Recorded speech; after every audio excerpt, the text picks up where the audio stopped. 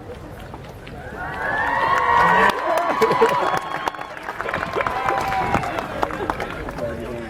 name is Shangnon, and I'm the Salutatorian for the class of 2012.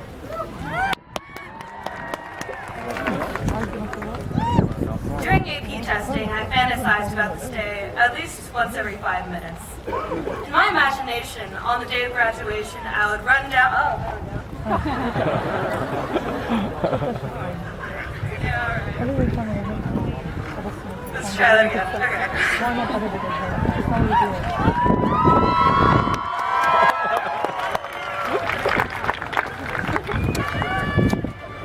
Alright, so we're still in my fantasy about AP testing. On the day of graduation, I would run down the football field, grab my diploma, and then ride off on a flaming stallion into the distant sunset without a second thought. In real life, unfortunately, leaving is never really that easy. Before we begin our celebration, we must ask ourselves some difficult questions. Questions such as, what comes next? What should we choose to do with our lives? And how will we know if we've made the right decisions? The only real way to find the answers to these questions is to make a choice and see what happens from there. Perhaps our first decisions will prove to be wrong ones. Maybe the consequences of our decisions will be difficult in ways we hadn't predicted. But the real triumph in being human is in having emotions and opinions and doubts and fears, in making mistakes, but venturing through time and space anyways, without letting it break us. And the magic of being human is that there are 7 billion other people in the world who are just as frightened, confused, and hopeful as we are. 7 billion other people, separated by only thin membranes of skin and air, trying to figure out the great question of what it means to be alive. Whenever I think about it, I can't help but remember what Tennessee Williams once said, that when so many are lonely as seem to be lonely, it would be inexcusably selfish to be lonely alone. We will grow up to act, write, dance, create music, buy, sell, solve equations, make discoveries, and uncover universes, each of us engrossed in our own momentous, atom-splitting struggle. And for what reason? Because we have our dreams to keep us pushing forwards, and each other to look to whenever the journey grows difficult. But this is not to say that our actions in high school have not yet mattered. As brilliant as our futures will become, they would not be possible without the choices we have made and the friendships we have forged along the way. Think about the immense power and responsibility we have in being able to connect with each other.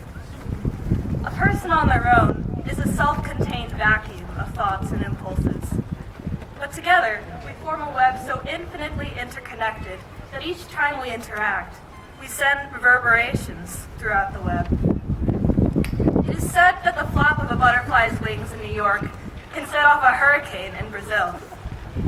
Each time we meet someone new, say hello to a friend in the hallway, strike up a conversation with someone on a bus, or call a friend late at night, we are causing small changes in ourselves and in each other.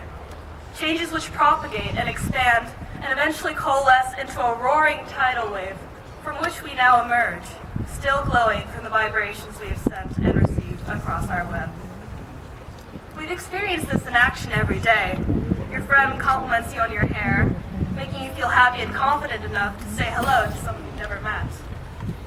Your English teacher introduces you to a book that blows your mind, and you introduce that book to other people, subsequently changing the way they view the world. The choices we have made throughout the past 4 years live on, in ourselves and in the lives we have touched.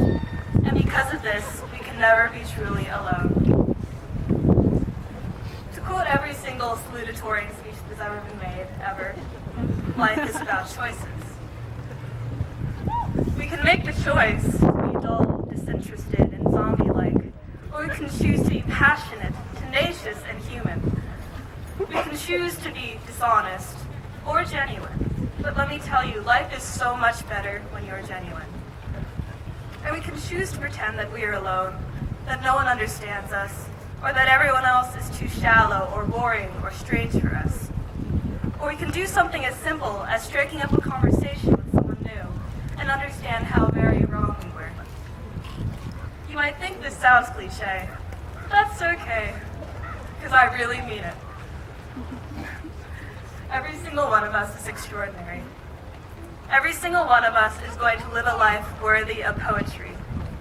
And to paraphrase Carl Sagan, in the vastness of space and immensity of time, it has been my joy to share a planet and an epic with all of you. Carlmont class of 2012, welcome to our graduation.